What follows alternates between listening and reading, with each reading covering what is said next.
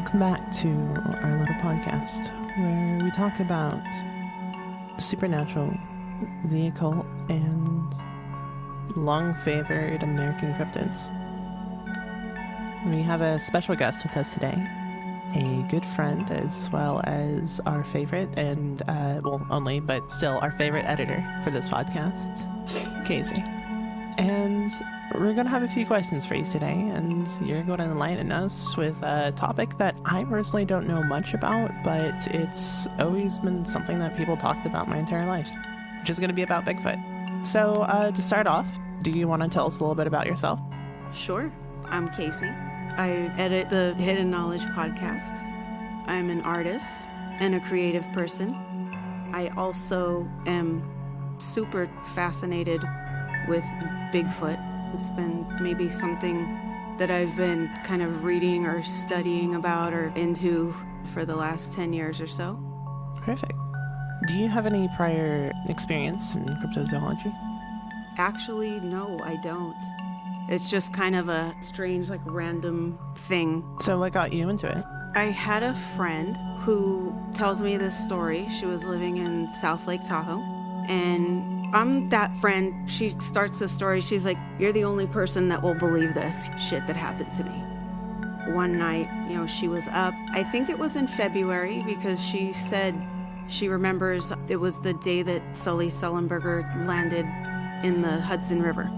So it was that night. She was up in the middle of the night and looks over out the window of her cabin, and she said she saw something that looked like an alien, but an ape, and that it had a pointed cone-shaped head looking in her window, watching her, plucking her eyebrows, whatever she was doing. And she said that she had locked eyes with it, and she felt that there was like a sentient feeling there. And she kind of was, obviously she was in disbelief. I think she looked away for a minute, and when she looked back, it was gone. At the time, I didn't have any idea what it was. And then 2 or 3 years later, the show Finding Bigfoot came out, and I start watching. Honestly, I thought Bigfoot was just kind of like the tooth fairy or like Santa Claus, like it was one mythical creature. And then once I watched this show, I saw that these people are like going around to different places across the US and across the world looking for these things. So once I saw that, and I realized then that that's probably what she saw. Actually, that was something that I was going to ask about later, and it's really good because I was always curious about that. If it was one of those things where it's like, is it one entity or is it a species? I believe it's a species. There's many reports all over of these creatures, and a lot of them are really, really similar.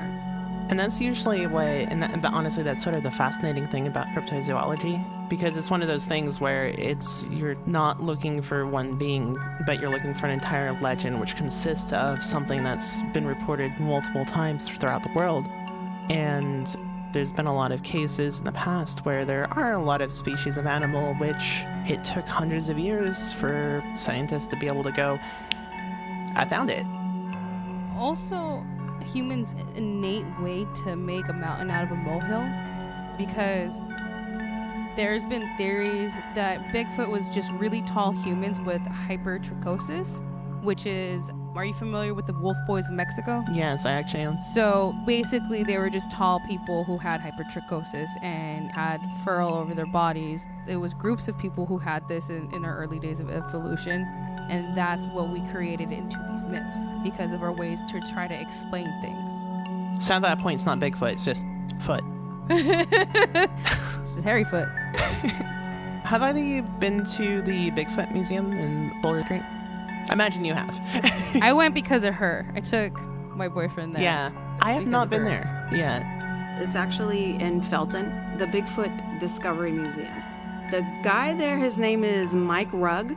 Super cool guy. Did you get to talk to him, Vanessa? I did not. It was really popping that day. It was really busy. That's a cool spot if anybody's local to the Bay Area or if anybody ever goes through there. He's got a map of local reports, a map of pins. And it's surprising. There's quite a few in the Santa Cruz Mountains. I remember taking my boyfriend there, and like the thing he loved the most was the old iMac that was there. It had like a Bigfoot video game on it, I think, or something. He's never been to the little tiny Apple Museum in the Probably not. It should. You know what? When things I'm gonna text him right now. Right. I'm an alumni. But yeah, so you said that there was a few up in the Santa Cruz Mountains?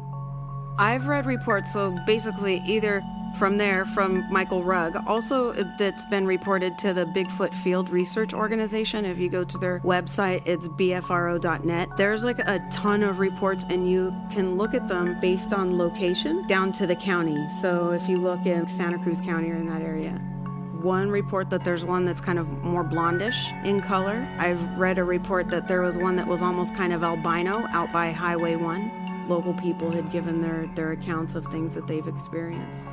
And you've actually gone out there and actually like gone searching before, right? I have. I've gone out with friends. We didn't really necessarily see anything. I mean, we saw deer and we saw other stuff out there, but no signs of Bigfoot those nights. That's the thing that people actually do, though, like where they go in like groups and... Oh yeah, absolutely. It sounds really cool. Can it be dangerous? Yeah, it can definitely be dangerous. I would say, like, honestly, one of the most dangerous things would be the locals, probably, you know. If I was the local, I probably wouldn't want some people from the city messing around anyways. I mean, I'd probably try to fuck with them too. I'm just imagining this might be a couple of years out of date, but I'm just imagining like a guy in overalls with a shotgun, like trying to protect his little pot field. Yeah, definitely. Sometimes I'm like, I don't want to go down this road. You know? Is there anything else you have to be careful about, like dangerous animals, or like is there any potential like threat about being around or actually finding this cryptid if you actually run into him? As far as dangerous animals, I mean, you know, it kind of goes, if there's deer, right, then there's things there that'll eat the deer. It's a food chain. So yeah, like if you go a place there's a lot of deer, you know, that's what I always go to, is like, well, what eats these things? What else? So that, to me, that's like what could be around if deer is a food source. Recently, I've seen a mountain lion, I'm assuming it was a mom, and a smaller one in the Santa Cruz Mountains, close by off of Highway 35 at night, not too late after dark, walking right in the road. It was crazy. See, this is why you don't ride a motorcycle at night in the countryside. I know that sounds great and all, but fuck that. We had to slow down and let them move out of the way. I just got to thinking, like, you were talking about that. I'm thinking Santa Cruz, and I just thought, oh my fucking god, we could do an entire episode on Highway 17. Oh my god, that'd be great. Right? Little cuts So, there. what are your thoughts on Bigfoot being an alien? Because that's a theory of what Bigfoot is that I've heard. I've heard that also. I mean, it could be. There's been reports of people having, you know, a Bigfoot sighting, and then there'll be another something then that's seen in the sky at the same time, or, you know, an hour later. Oh god, what is it called? Chestnut Ridge in Pennsylvania. You could look it up if you want. That's what it says. You can look it up if you want. Chestnut Ridge in Pennsylvania. There is actually a place that has reports of both, and there's a documentary about it. Scared me. I turned it off. I had to turn it back on. It did. I heard people talk about before about like the concept of Bigfoot and himself having some sort of innate psychic ability or telepathy. I definitely wouldn't be surprised. I've heard that they have, I forget what it's called. It renders the thing around you unable to move Electromagnetic? for a moment. What'd you say? Like electromagnetic kind of stuff? Maybe electromagnetic. So like it's its mind prey control gets to, stunned. Like you get stunned and you can't move for a few minutes. I feel like that has something to do with telekinesis, but not telekinephews. I don't know if you're familiar with the Missing 411. Yes. So I like, love them. there was something that he said about this missing kid. Basically, this young boy went missing, and this family that was on the bottom of the hill heard something, and they look, and it looked like a man covered in fur. They described it as wearing fur. it wasn't a human with long hair. They had like fur pelts, and that there's a lot more theories about people going off the grid and going into the forest as a sort of wild man. And like there's two theories. There's one where it's them and they mate with the Bigfoot, and then the other one is that is Bigfoot. I feel like the concept of like a wild man, or like people, you know, just going into the forest and taking nature to their own hands, like with like little colonies and like that. I feel like every county has some sort of legend. Like, what was the albinos living in the forest, like up and like what is it? What road is that? Hicks? It's in the east side. Hicks, yeah, the Hicks Road. Yeah. For the local San Jose lore. Oh, I can guarantee you, like, every single person listening to the podcast in the Bay that's, like, probably over the age of 30 just went that up and started looking around. Right. It was that in the church in Evergreen, right? Like the little church with the little kids. Little kid ghosts. And it's always so interesting, and this goes into another one of those things of sort of, like, these repeating stories that exist in almost, you know, like, everywhere in the world. It's sort of one of those... dare I even call it a trope? It's a very similar story that you hear a lot of places all the time, and you always wonder yourself, is it because it actually happens all the time, or is it maybe because it's like one of those things that it's so easy to apply to everything? Yeah. The same way how you could tag aliens on the everything. Right. So, did you know that the FBI investigated Bigfoot? I did not know that. Yeah. They investigated Bigfoot because there's this guy who was in charge of it wasn't old dude in Felton. It was right here in the 70s and like around 1976 to be exact. The FBI has had a file on Bigfoot, and it was because director Peter Brine from the Bigfoot Information Center, an exhibit in the Dales, Oregon region, sent the FBI about a handful of hair that was supposed to be Bigfoot, but it turned out to be deer hair. Sort of a weird thing to send someone. But he was dead certain that this was Bigfoot's hair. It turned out to be deer hair. But that was the time that the FBI actually investigated. So if you have proof, you can send it to the FBI to have them investigate it. Mm-hmm. Or you can send it to us and we can talk about it on a, right? on a podcast. No, because then they're going to start saying us a bunch of weird shit. Okay. You know what? We can get a P.O. box and that'll take up a lot of our episodes. I mean, yeah. That'd be bonus content. Some of my personal talks with people from the native communities that I've been around have expressed reluctancy to say things on air when it comes to Bigfoot and their personal beliefs and their communal beliefs about Bigfoot. But Bigfoot is very revered. I wouldn't say revered. It's more like the concept that, like, Bigfoot is respected. I think the reluctancy to share some of the lore and the myths is because of cultural appropriation and exploitation. And yeah, it is gatekeeping their culture, our culture. Well, I can't really say our because those are like, it's more of a northern native thing, and I'm not a northern native.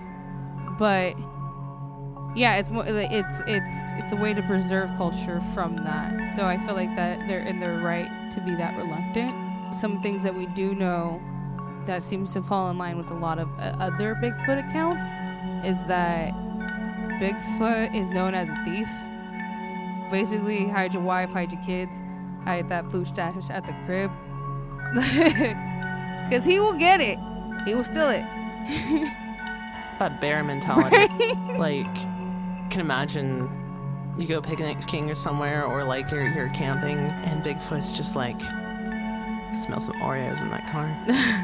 Come back with like half your car caved in, your Oreos are gone. You're just like, All right. So this is the point in the podcast where we remind you that we are in one form or another artists, starving artists, who are making podcasts for you at an undisclosed location, and we could really use help. At this moment, we would like to invite our listeners to join our Patreon. We have different tiers of subscriptions, and give what you can, and if you want to. We hope that we are bringing you entertaining content, and we want to do so in the future. Or else. I'm just kidding. She's gonna send somebody after you, okay? She'd be like, She put the kite up. I was into the whistle, but then I got self-conscious of my whistle because I barely learned how to whistle. But I do believe that we are winding down to the end of our time today. And we've talked a little about cryptids. Perhaps we can get more into Bigfoot or other cryptids in the future. Casey, would you ever be down to just join us again in the future? Yes, absolutely. Awesome. Sounds good. Thank you for being on the show today. And I know you're used to being behind the scenes. Well, we dragged her to the front. Thank you for the outing. But thank you so much. It's been really great. Is there any shout outs you want to do for yourself or anyone else while we have you here? Fuck the world. That's why I love her. I can relate. Yeah, so that should be it for today, and we look forward to talking to all of you wonderful people next time. This is the point in the podcast where I would just like to really quickly say thank you to a couple of our supporters. Just want to say thank you, Ben Turco, and thank you, Ruta Feller. You guys are awesome. Thank you for following us on Patreon and all of your support. It really helps us be able to give you the best content that we possibly can. Thank you. Bye.